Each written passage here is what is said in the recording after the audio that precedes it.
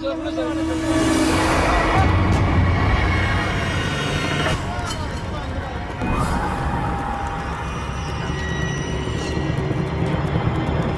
killed the Prime Minister of the Houthi-controlled government in Yemen, Ahmed al-Rahawi, in an attack this past week which hit the capital, Sana'a.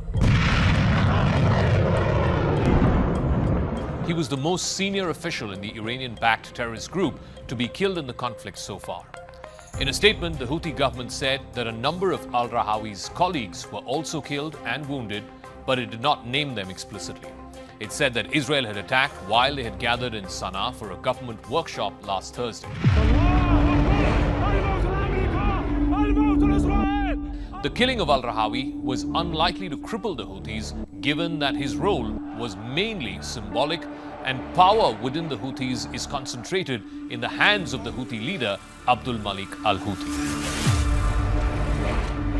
Yet, this marked an escalation in Israel's efforts to stop the Houthi missile attacks that have been going on for the better part of the last almost 3 years now.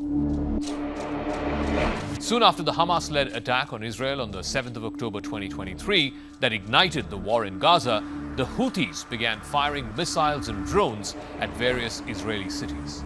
The group, which has ruled much of northwestern Yemen since a civil war a decade ago, says the attacks are in solidarity with Hamas and their Palestinian allies.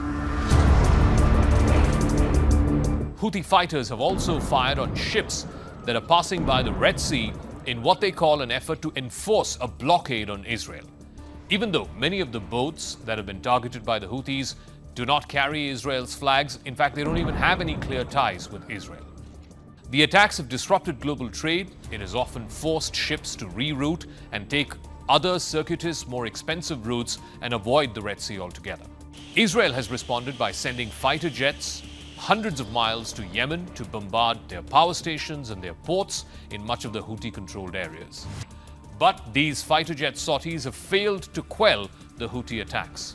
Just like the Hamas, the Houthis are backed by Iran, Israel's regional arch-enemy.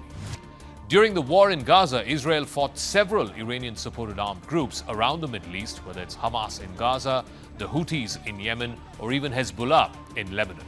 It also engaged in a 12-day direct fight, a direct war that broke out with Iran back in June, where Israel and the United States took out some of Iran's foremost nuclear sites.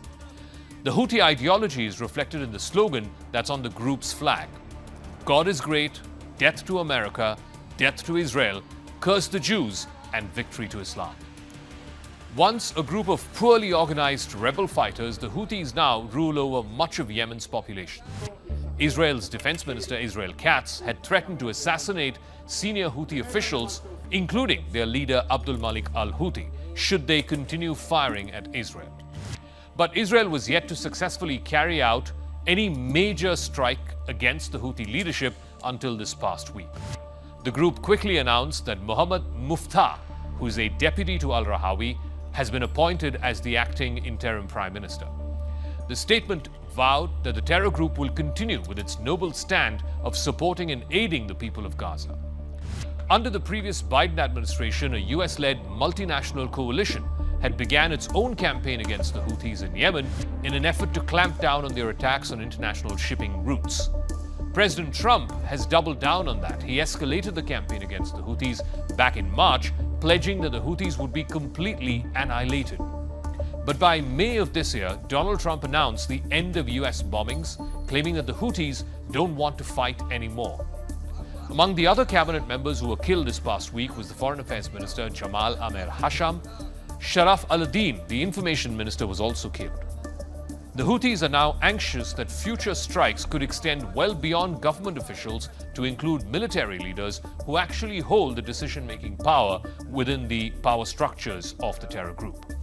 In a speech back on Saturday, Mahdi al-Mashat, who's the president of the Houthi group's governing council, said that the Houthis would exact revenge from Israel.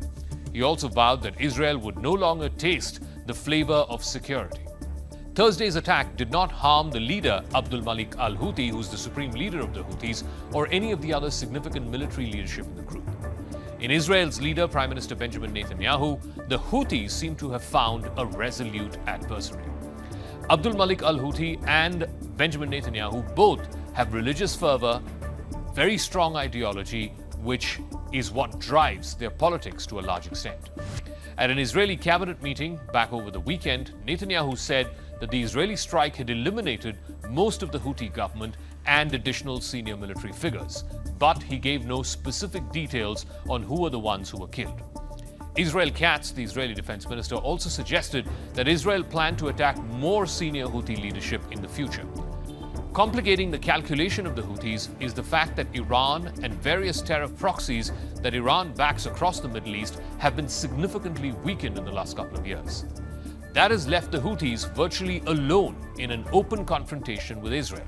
And that is not a position any terror outfit would want to find itself in.